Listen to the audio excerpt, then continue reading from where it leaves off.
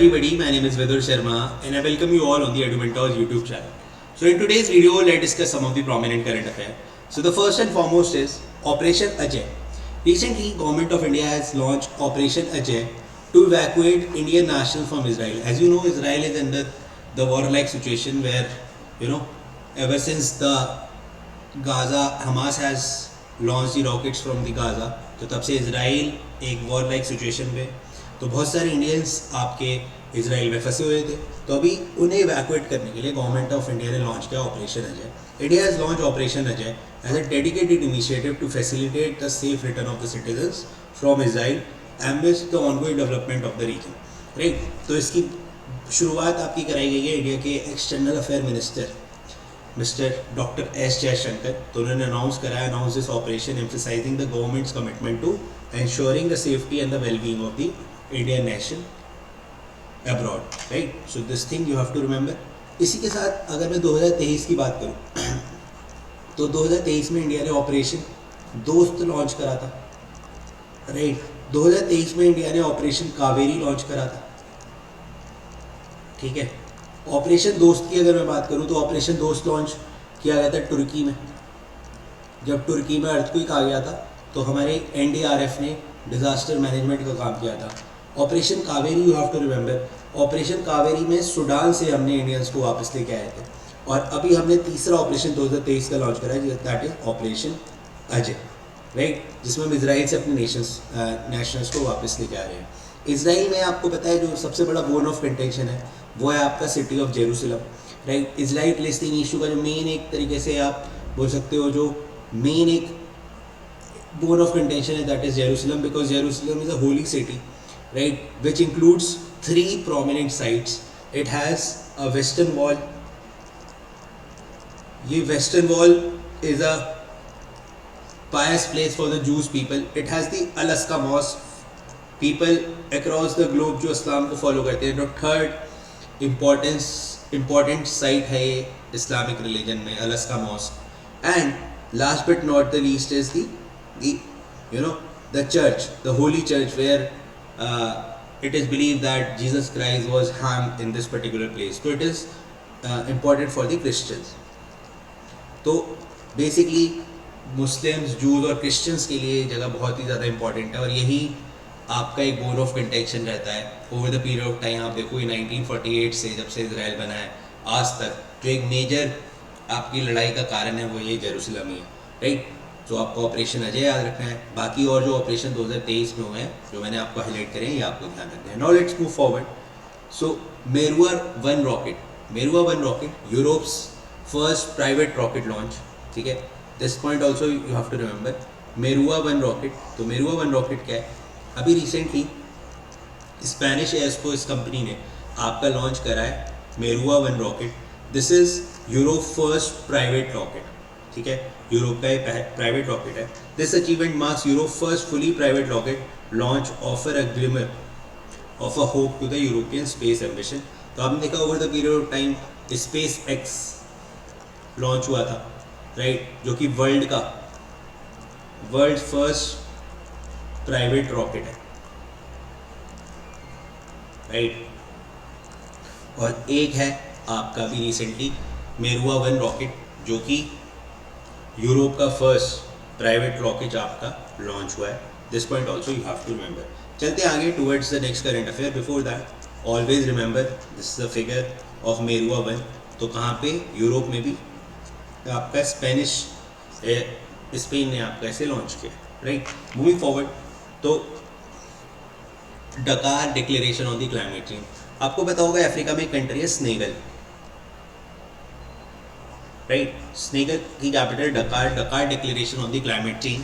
अभी आपको पता है 2023 का जो COP, that is conference of party 28 जो क्लाइमेट चेंज समिट है वो होने वाली है कहाँ पर?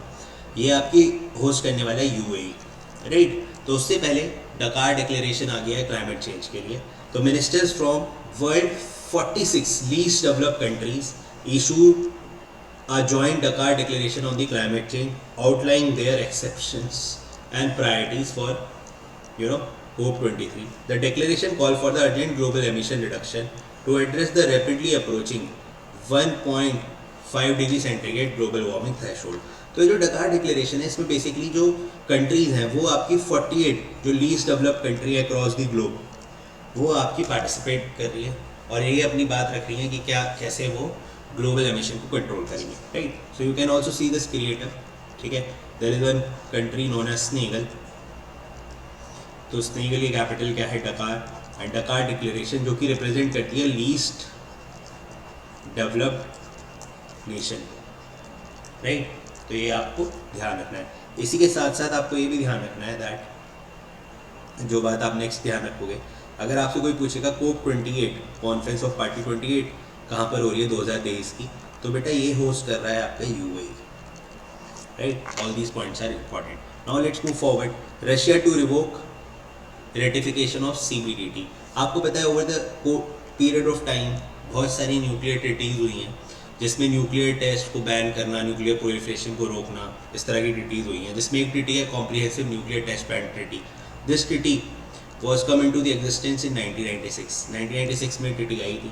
तो अभी रशिया ने रिवोक करा है to the comprehensive nuclear test ban treaty has announced that Russia intended to revoke its ratification of the comprehensive nuclear test ban. This move has raised the tension between Russia and United States, adding the existing dispute related to the Moscow invasion of Ukraine. Right? तो ये आपको ध्यान रखना है कि Russia ने revoke कर दिया है CTBT, right, comprehensive nuclear test ban treaty. कब आई थी? 1996 में।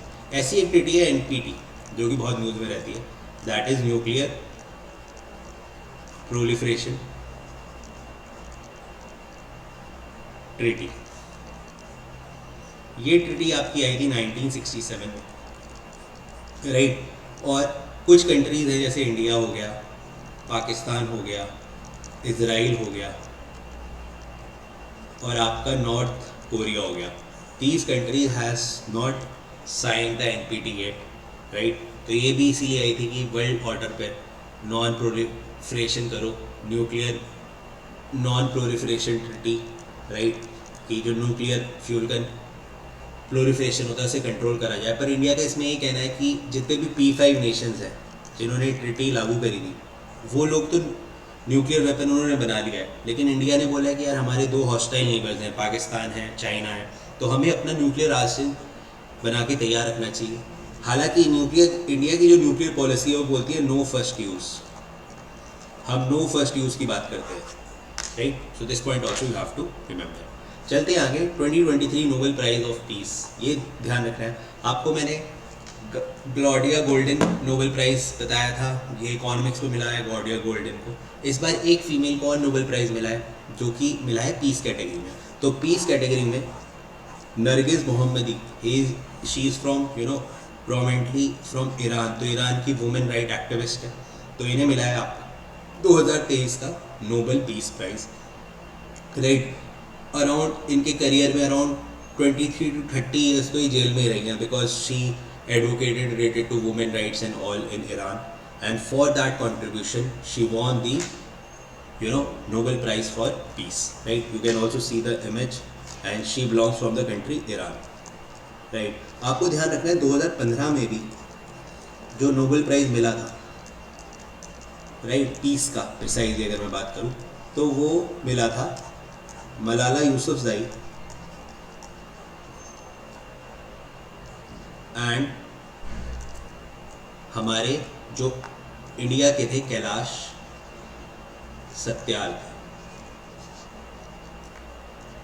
राइट। तो Kailash Satyarthi and Malala Yousafzai von that award. तो ये भी आपको याद रखना है, नोबेल पीस प्राइज 2020, ठीक है। तो अगर क्वेश्चन आता है कि इंडिया में किसी पीस कैटेगरी में मिला है, बिल्कुल 2015 में कैलाश सत्यार्थी को मिला था। इस साल तो नरगिस मोहम्मदी को मिला है, she is from Iran, right. So this is all from my side. I hope you do like this session. For other updates, do subscribe our Telegram channels. Till then, stay blessed. Good luck and have a nice day.